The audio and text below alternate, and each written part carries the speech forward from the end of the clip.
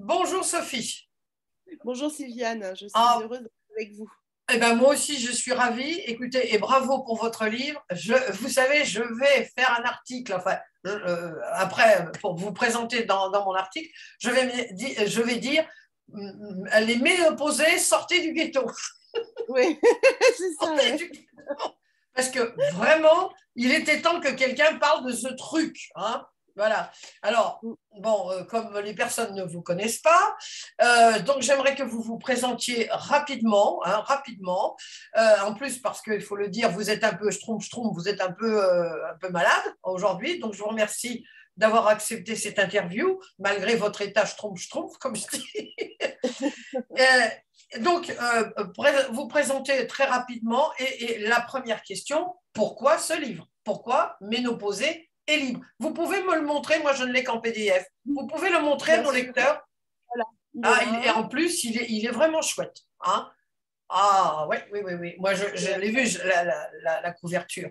Alors, voilà. Sophie, pourquoi un jour vous vous êtes dit, je vais écrire un livre sur les ménopausés?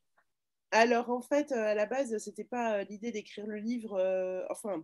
Ça a d'abord commencé par un compte Instagram. Déjà pour Oui. commencer, parce que j'ai un compte Instagram sur lequel j'écris des chroniques, je dirais finalement à peu près tous les jours.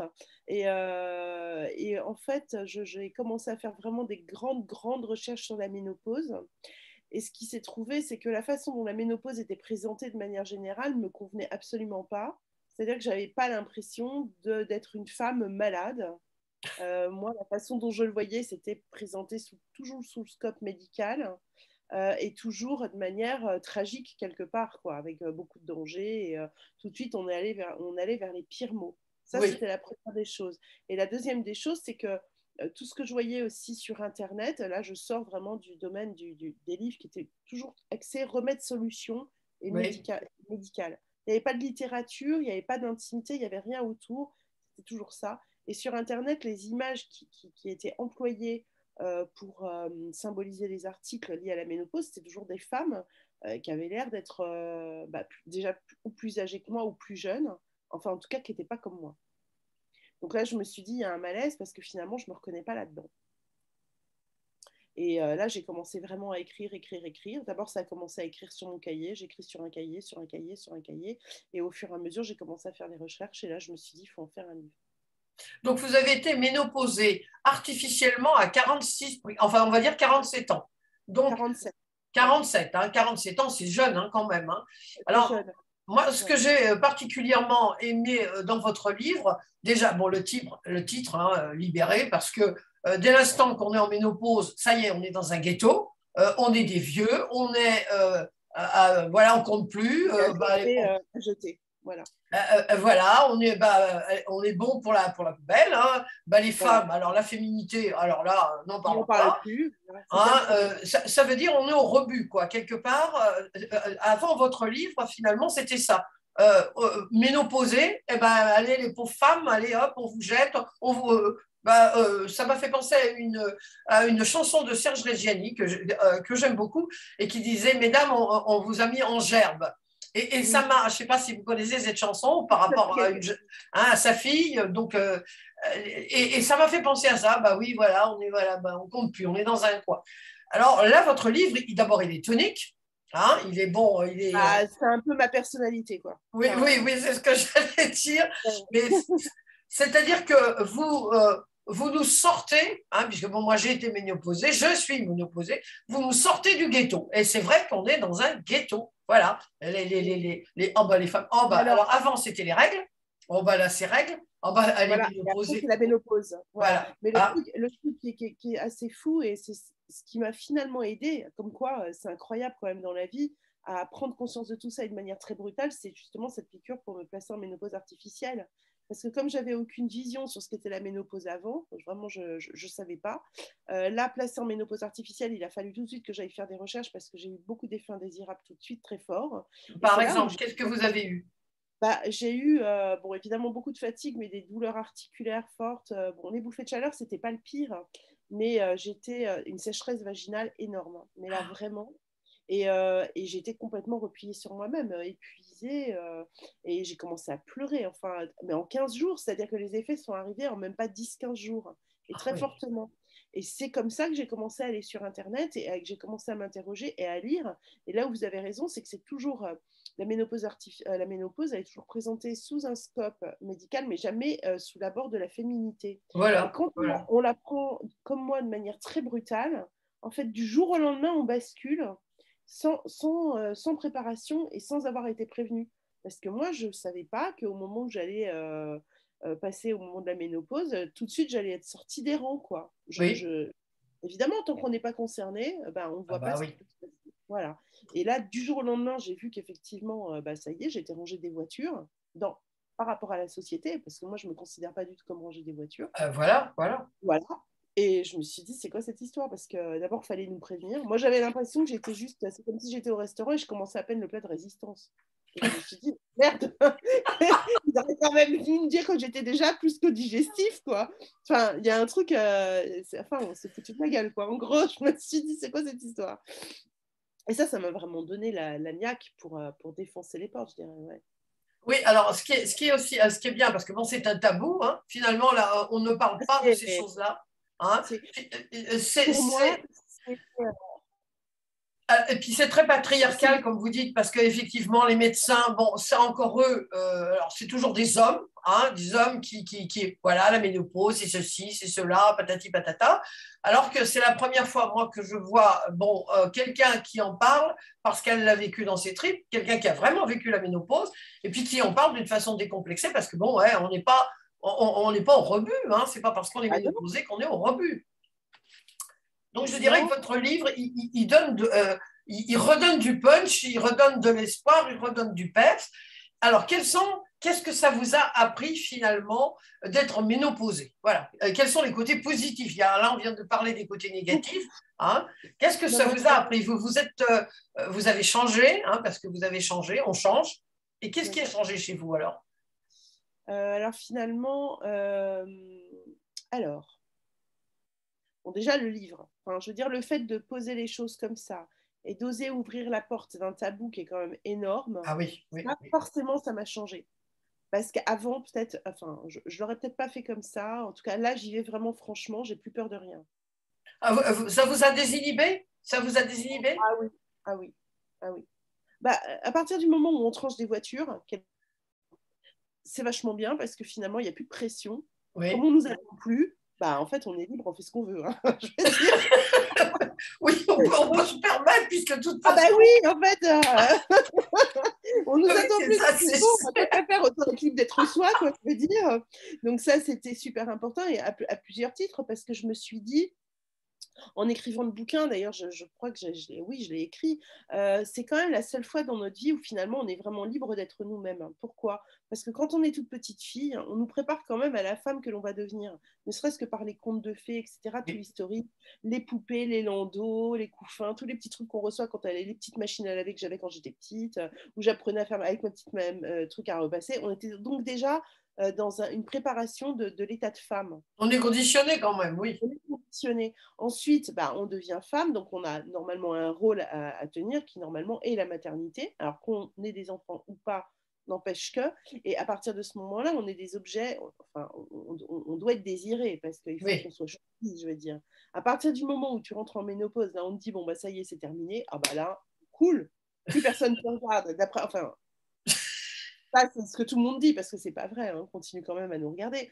Mais plus personne nous regarde et plus personne nous attend nulle part, eh ben, génial. En fait, là, on peut faire toutes les conneries du monde. Donc, finalement, non, mais c'est vrai, c'est le contraire de ce que tout le monde dit. Je me dis, tout le monde dit, ouais, ça y est, elles sont super sages et tout. Alors oui, on a acquis l'expérience, on a comme une sorte de retour, mais globalement, si on a envie de se lâcher, c'est le moment, quoi.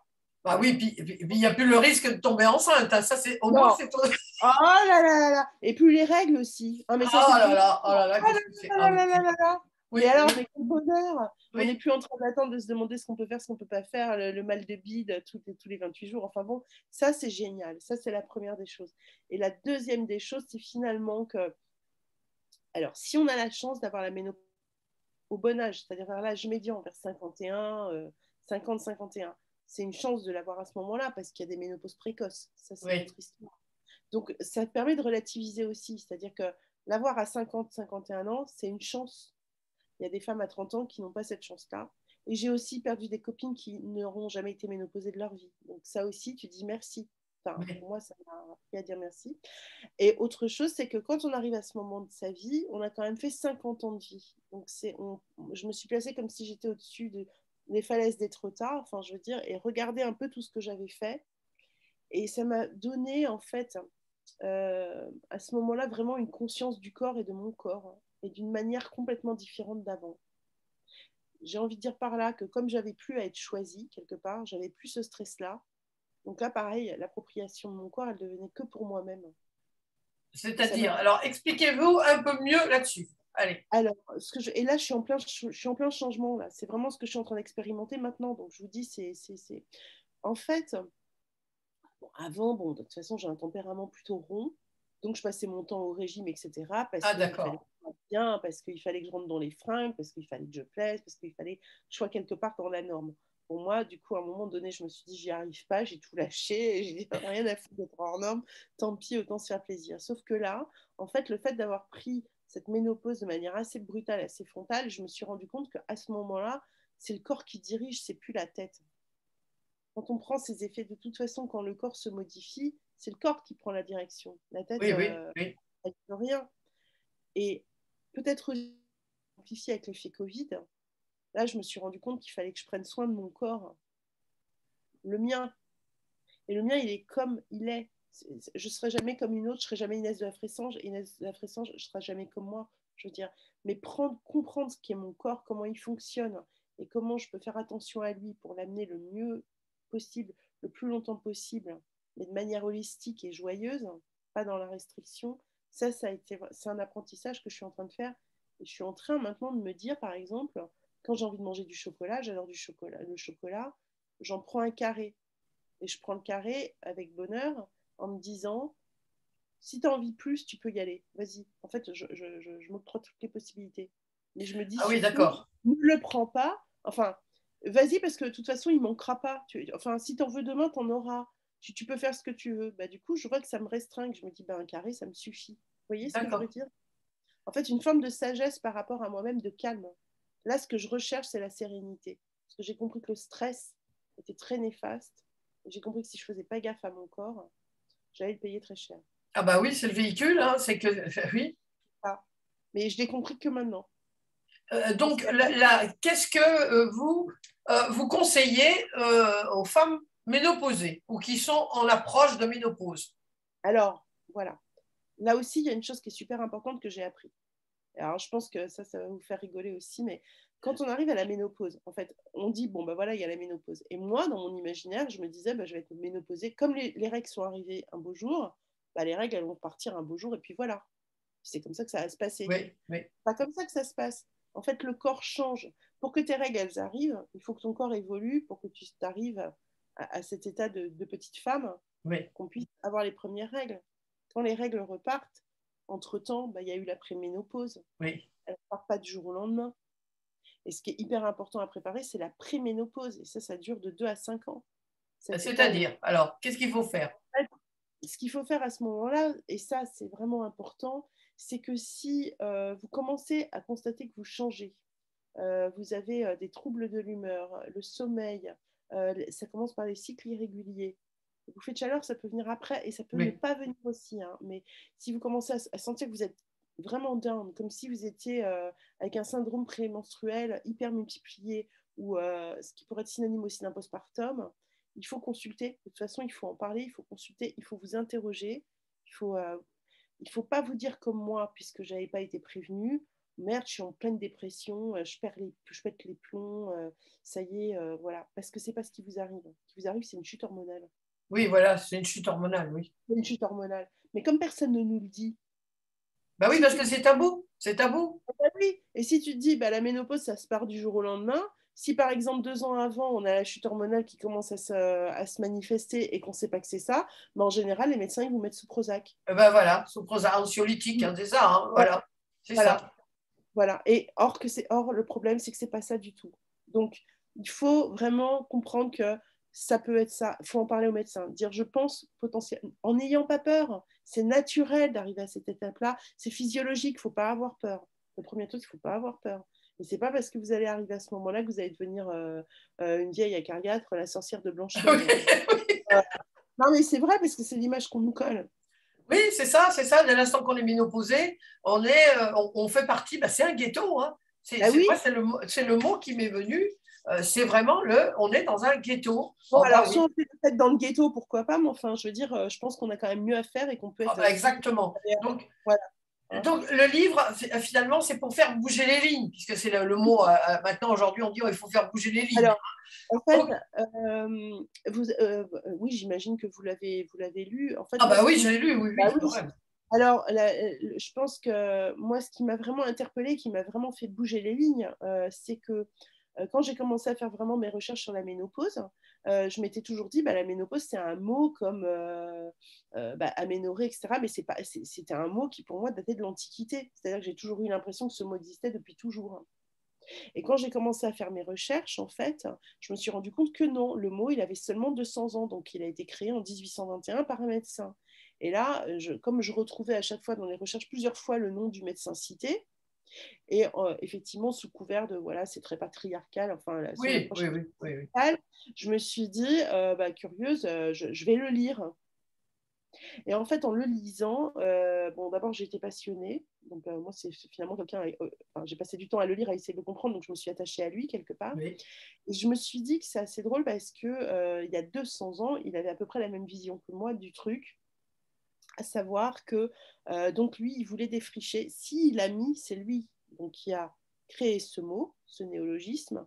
Et c'est lui, effectivement, donc du coup, qui a écrit vraiment le premier traité, je dirais. Il y en a eu avant, hein, mais un traité fondateur sur la ménopause, parce qu'il voulait vraiment aider les femmes. Donc, il disait que s'il voulait mettre les mots danger, inquiétude, etc., c'était pour les alerter des maladies qui risquaient d'advenir. Donc, quelque part, c'était surtout pour qu'elles ne soient pas inconscientes, qu'elles sachent qu'il allait y avoir un changement. C'était pas pour être méchant, enfin, quelque part. Oui. S'il a créé ce mot aussi, ménopause, c'était aussi pour les rassurer. Parce que les mots qui étaient employés avant, c'était des mots terribles. Enfer des femmes, hiver des femmes, enfin bon, c'était des mots, âge critique, c'était des mots très durs. Donc comme elle flippait, on peut comprendre, hein, parce que déjà nous, avec ménopause, on est en panique, alors elle, voilà. Il y a 200 ans, oui, il est bon, oui. Et voilà, et bien lui, il a créé ménopause parce que, voilà, c'est un mot médical, c'est factuel, c'est l'arrêt des règles, voilà, c'est je cesse, je termine, je finis. Donc ça a été déjà la première prise de conscience, c'est qu'il l'a fait pas à mal. Alors oui, c'est un médecin, il l'a fait de manière médicale, mais pas à mal, pour informer et pour chercher. Bon. Source, le traité qu'il a écrit, qui fait quand même 464 pages, donc c'est pas rien. La première partie, c'était tout un traité anatomique, donc là, il s'est planté, mais c'était par rapport aux connaissances de l'époque. Oui, voilà. L'utérus, enfin bon, c'est ce que j'explique. Mais la grosse partie qui m'a passionnée, c'est la deuxième partie, c'est les règles, les règles de conduite, puisque c'est un médecin hygiéniste, à suivre quand on approche cette période. Et là, les règles, elles sont holistiques, parce qu'il parle aussi bien de l'habitation que de la mode, que des fards, que du tatouage. Mais déjà à l'époque, hein, il y a beaucoup de choses que je n'ai pas mis dans le livre, que de l'alimentation, très important, du sommeil, de tout ce qui est sensation, perception. Et en gros, là où ça m'a interpellée, et puis la troisième partie, c'est sa description des maladies qui n'est pas forcément exacte non plus. Hein, non plus, oui. Voilà, moi, le corps, ce qui m'a intéressé, c'est la deuxième partie. Parce que je me suis dit, voilà tout ce que j'ai mis déjà dans mon compte Instagram Ménopause Stories, et ce que j'ai essayé de mettre dans le livre, c'est vraiment cette vision en 360. Je dis que la ménopause, ce n'est pas que quelque chose qui se passe à l'intérieur et que ce n'est pas que médical. À partir du moment où l'organe à l'intérieur, enfin, je veux dire, il y a une chute hormonale, il y a des changements, mais des changements qui, du coup, vont se voir aussi à l'extérieur et qui, du coup, vont changer aussi la perception que les gens ont de toi. Donc, c'est quelque chose d'holistique.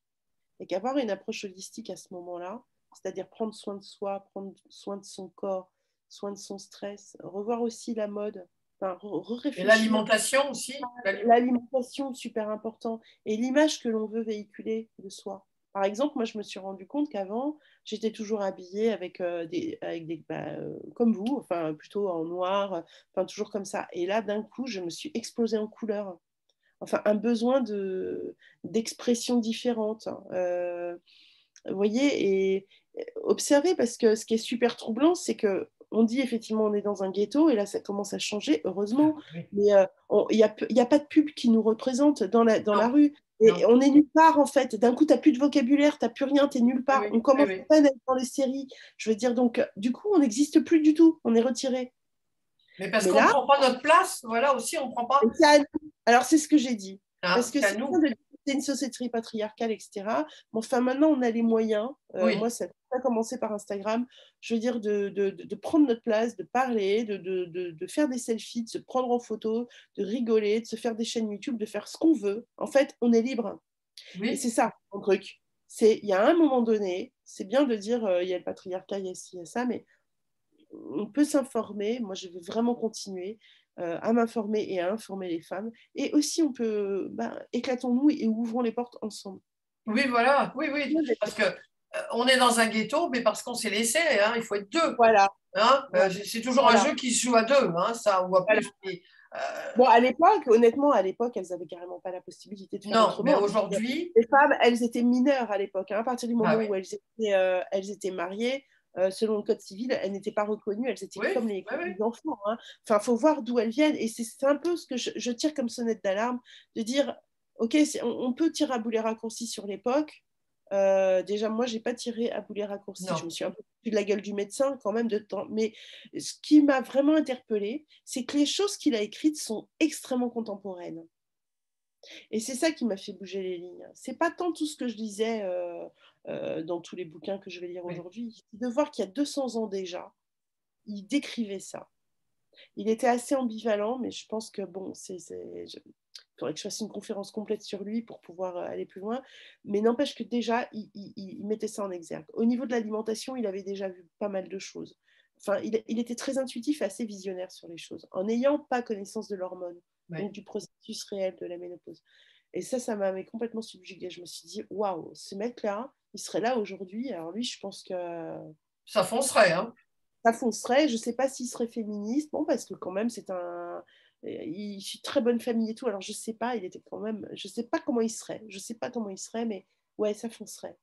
Et ça m'a revigoré, je veux dire, de le remettre sur Ah scène. bah, à sa place, finalement, parce il a quand même, il nous a défendus. Il nous a défendus.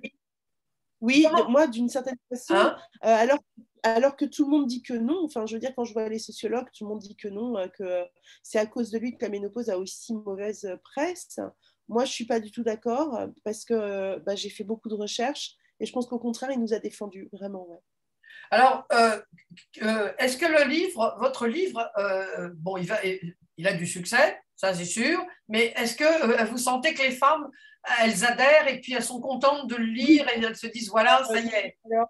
oui, alors j'ai eu beaucoup de retours très positifs. Une fois ou deux, j'ai eu des retours, non, une seule fois d'ailleurs, une femme qui s'est énervée parce qu'elle m'a dit je m'attendais à. Elle a adoré le début. Et puis après, comme elle s'attendait à un livre sur les remèdes solutions, Ah oui, oui, oui, alors que dès le début, je dis que c'est pas un livre vraiment de remèdes solutions, même si je donne des tips, je oui, veux dire, oui, oui. pas s'attendre à ça, puisque c'est un livre qui permet pour moi de déconstruire, de s'interroger et de se remettre en perspective, en fait. Enfin, je ne sais pas comment vous le diriez, mais pour moi, c'était plutôt ça. Un livre un peu matière à penser, où je suis aujourd'hui et comment je vais être demain, et pour se donner vraiment toute la capacité de se revoir en globalité à ce moment-là précis de sa vie, tout en sachant que j'ai eu la chance de pouvoir interviewer de grands experts à chaque fois qui m'ont apporté des éclairages, parce que Oui, bien sûr. Mais enfin, voilà, oui. ce qui est important, c'est quand même, enfin, moi, quand même, c'est pas quand même, oh, Jung, on dit pas quand même. L'important, Sophie, c'est qu'effectivement, vous parlez d'un sujet de façon très décontractée, mais c'est très pointu, hein, votre ouvrage. Il se lit très, très facilement parce que il est vivant, il est comme vous, votre personnalité, on voit que vous êtes pétillante, hein, pétillante comme du champagne, on va dire. Ouais, ouais, ouais. Et effectivement, c'est le premier livre écrit par une femme ménopausée. Et moi, pour conclure par rapport à ce que vous avez dit, je dirais que c'est vraiment vous redonner espoir. Parce qu'il y a tout un tas, je vois bien hein, autour de moi, bon, moi j'ai 77 ans, donc j'ai quand même un peu de recul par rapport à la ménopause, mais je veux dire, bon, alors les bouffées de chaleur, moi, alors là, j'en ai eu pendant je ne sais pas combien d'années, hein. Mais je veux dire, on a le sentiment, moi j'ai parlé avec beaucoup de femmes, oh, bah, c'est la ménopause, oh, bah, je suis Ouais, ménopausée, c'est hein. Vous voyez, comme ça, excusez-moi, mais bon, alors que là, on dit, bah non, oui, bah, t'es ménopausée, bah vas-y, éclate-toi, au contraire, t'as plus tes règles. Bon, de temps en temps, il y a les hormones, soit, mais ça va disparaître aussi.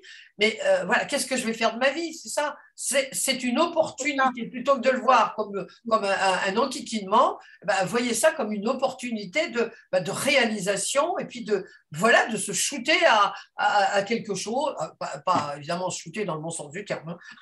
CBD au CBD. Oui, voilà. Moi, je dis toujours shooter, de se shooter, mais non, je suis anti, je suis Non, mais anti-shoot. j'entends, non, non, mais j'entends de gaieté, de bonheur, parce que en fait, maintenant, c'est toute une attitude qu'il faut avoir. Je veux Voilà, dire, voilà.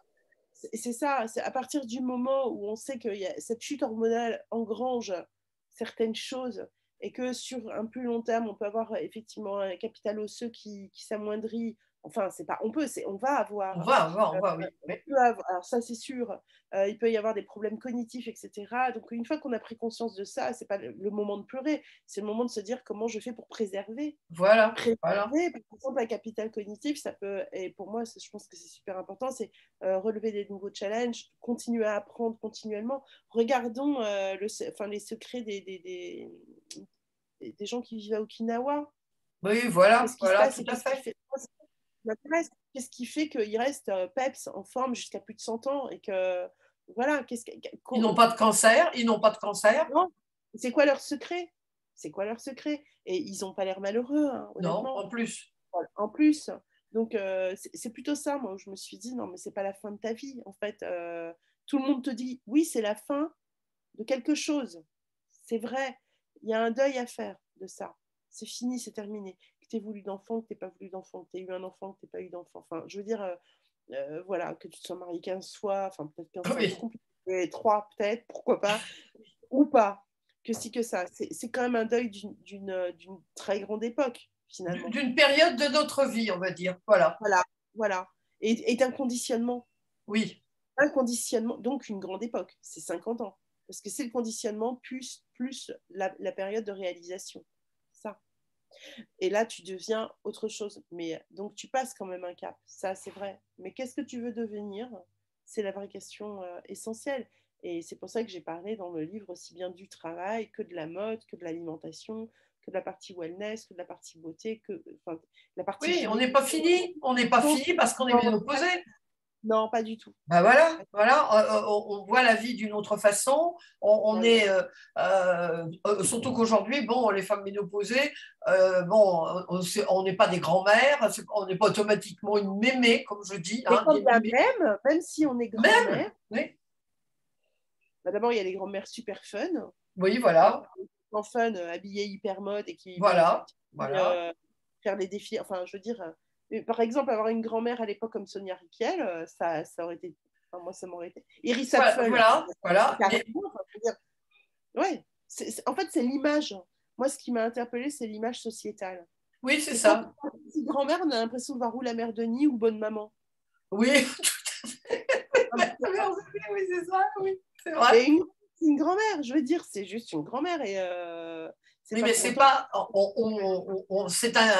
on n'est pas que ça, on est ça aussi, je veux dire, mais c'est important. Moi, je vois au plan de la féminité, il y a beaucoup de femmes qui abdiquent dès l'instant qu'elles sont ménopausées, se disent, oh voilà, ça y est, elles abdiquent. Ben, non, Voilà. justement, Non, non, justement, justement. n'abdiquez pas, Non, non, n'abdiquez pas, faut y aller. Faut y faut y aller parce que aller. faut y aller parce que là, justement, moi, j'ai parlé de mode. La partie mode, elle est hyper importante. J'ai pas pu parce qu'il m'aurait fallu plus de pages encore pour vraiment tout balayer comme j'aurais voulu. Et du coup, oui, j'ai fait un compte Pinterest aussi dédié au livre pour qu'on puisse voir avec des images ce que moi, j'écrivais aussi dans le livre. Mais ce que je veux dire, c'est que c'est pas parce que le corps change que déjà, il faut l'accompagner. Il faut être gentil avec soi. Voilà, c'est ça que j'ai Voilà, c'est compris. ça, voilà. Ce que j'ai compris, c'est qu'il était temps que je sois bienveillante avec moi-même. Voilà. Oui, s'aimer inconditionnellement. Alors là, s'aimer inconditionnellement, je cite toujours l'exemple d'une de mes clientes. Je lui dis, est-ce que, pourquoi vous ne vous aimez pas inconditionnellement? Ah, elle dit, j'ai du mal. Mais j'ai dit, vos enfants, vous les aimez inconditionnellement? Ah, bah, elle me dit oui, Bah oui. évidemment. Et ben, je lui dis, ben alors pourquoi pas vous? Ah, c'est pas la même chose. Bah, si. Bah, C'est fou bah quand on oui. y pense. C'est Bah fou. oui, en fait. Hein? Alors que nos enfants, ils sont comme nous. Enfin, je veux dire, Ben oui, globalement. voilà, voilà. Donc, je vais donner évidemment dans l'article votre compte Instagram, hein, et puis Pinterest, là, si, voilà. Peut-être il y aura une suite à ce livre ou vous pensez écrire autre chose? Ouais, je suis en train de penser à une continuité, ouais, quand même. Alors, Ah, ouais, bah oui, parce que bon, je peux pas m'arrêter là, puisque en fait, assez curieusement, quand j'ai terminé le livre, et je le relis, et Charles de Gardanne, je continue à le lire. Donc, Charles de Gardanne n'interviendra sans doute pas dans un deuxième livre, hein, ça je pense pas, mais ce que je veux dire, c'est que j'ai pas fini mon chemin. C'est logique. Parce que, bah oui, forcément, j'avais ouvert des choses, notamment sur la partie alimentation et sur la partie sport, par exemple, enfin, sur le corps, vraiment. Bah, j'ai vu qu'en fait, je cheminais, quoi. et vous allez continuer. Oui, bah oui, Ah, parce que. bah oui, c'est Ah oui. obligé. C'est obligé, Et quand faut bien même, ça serait que pour moi, par exemple, quand bien même ça serait que pour moi, de toute façon, je chemine. Je peux pas m'empêcher de cheminer, ça c'est sûr. Donc, là, vous êtes bien parti, hein, Sophie, c'est bien ouais. parti, hein, Oui, franchement, oui, oui, oui, oui, hein? bah, c'est. Enfin, pour moi, je dirais une joie quelque part de pouvoir contribuer et aider les femmes, parce que je vois que ça aide vraiment, en fait. C'est ça Ah qui bah, est important. non, ça aide, et c'est surtout, c'est que enfin quelqu'un parle d'un sujet qui concerne des milliards, parce qu'on est des milliards quand même de femmes, hein, Média. hein, des Ouais. milliards, qui concerne des milliards de femmes, et motus, personne n'en parle. Alors on est content quand même que quelqu'un ait osé, voilà, osé parler d'un sujet tabou. Et ben maintenant il n'est plus tabou. Bah non. Il n'est plus tabou Non, non, grâce à vous. non. Pour moi, il ne l'est pas. Ben, grâce à vous, il ne l'est plus. Ah ouais, moi, je me suis dit, enfin, je sais pas, garder ça tabou, c'est comme me renier, quoi. Enfin, je sais pas comment vous dire, Ben, mais moi, c'est aussi, il y a beaucoup de générosité dans votre livre, hein. Il faut être généreux pour partager tout ce que vous oui, parlez de votre enfance, tout ça, enfin de beaucoup de choses, bien sûr. c'est pas Comment évident. Oui, c'est vrai que c'est pas évident. Finalement, je me rends compte que tout le monde dit, oh là là, dis donc, c'est incroyable de faire ça. Alors moi, pour moi, ça me semble naturel, et c'est vrai qu'il y a une part de générosité que de ne pas avoir peur, hein. Finalement, au démarrage, c'est la peur. Est-ce que je peux y aller? Mais en fait, c'est comme je vous le disais au début, hein, là, il n'y a plus rien qui me retient. Enfin, globalement, qu'est-ce que je risque? voilà. Oui, mais vous savez qu'il y a beaucoup de personnes qui se disent, bon, quand on écrit un livre, moi j'en ai écrit trois, donc le premier, on se dit, oh là, bon, au Ah, deuxième, ça va déjà un peu mieux. Vous allez voir, au deuxième, j'ai vu, parce que là, en fait, ça a été franchement l'écriture super, franchement, aucun problème. fluide, très fluide. Mais vraiment, hein, et, ça a été vraiment comme ça, enfin, très péchu. Mais ce qui a été très compliqué, c'est entre le moment où j'ai remis la correction, où tout était bon, où on a tout fini, et le laps de temps d'impression, et le moment où, Il voilà, est sorti. le stress. Ah oui. J'étais là, mon Dieu, et j'avais peur, mais tout, et moi je me réveillais la nuit, enfin c'était l'enfer Mais vous total. aviez peur de quoi? Je me suis dit, j'ai oublié, j'ai fait une coquille, j'ai fait une faute, peut-être qu'il y a une phrase que j'ai vue, que j'ai lue ailleurs, que j'ai pas citée, enfin des trucs. J'avais pas peur de ce que j'avais écrit parce que j'étais OK avec moi. Mais je me suis dit, si ça se trouve, ça va pas aider les femmes. Si ça se trouve, elles vont trouver que je suis partie dans un délire, elles vont pas, voilà.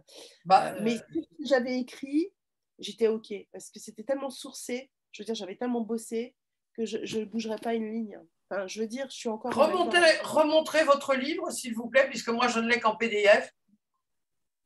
Mais, alors, attendez, il faut que vous parliez en même temps pour qu'on le voie Alors, donc, voilà, Voilà, ménopausée et libre, magnifique. Ah, voilà, aux éditions Marabout. Il est à 19,90 €. voilà. Et c'est de Sophie Kuhn que j'ai le plaisir d'interviewer. Voilà, un jour enrhumé. Eh bien, écoutez, déjà, Sophie, je vous remercie infiniment hein, pour l'interview et surtout aussi parce que vous êtes enrhumée et vous avez néanmoins accepté hein, de parler de votre bébé, parce que c'est un bébé, nos livres, ce sont des bébés. Hein. Donc, je vous remercie infiniment et je prends déjà un ticket hein, pour le prochain livre. Voilà. D'accord, ça marche. Bon, bah, super. Hein, pour le prochain livre. Donc, je vous je vous souhaite plein de livres, plein de rééditions. Et puis merci pour nous, au nom de toutes les femmes. Bah écoutez, je vous Ah remercie. bah si, quand même. Hein. Vous allez me faire pleurer. Ah bah non, non, non, non, bah non, je ne veux pas vous faire pleurer, non, bah Oh non. non, Et ça je veux dire, m'émeut. c'est quand même quelque chose, bah oui, hein, enfin quelqu'un qui s'occupe de nous, qui parle en notre nom et avec le cœur. Moi, j'aime bien les gens qui parlent avec le cœur. Et ça, vous avez écrit un livre avec le cœur. Ça, c'est pour moi, c'est primordial parce que voilà, c'est pas dans le mental. Voilà ce que je dis. C'est pas un livre qui est dans le mental. C'est du vécu, c'est du cœur. Bravo, achetez le livre, Ménopausée et libérée. Je vous dis, pardon? Ménopausée et libre. Et libre, oui, et libéré. On va libre et libéré. Alors bon, je vous embrasse. À très très bientôt. À très bientôt. Au revoir.